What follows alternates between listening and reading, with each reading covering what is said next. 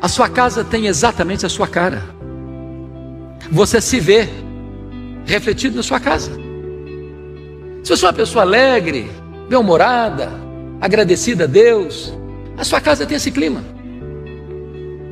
Mas se a sua casa é densa, é pesada, um clima escuro, sombrio, a sua casa está refletindo você. Não reclame.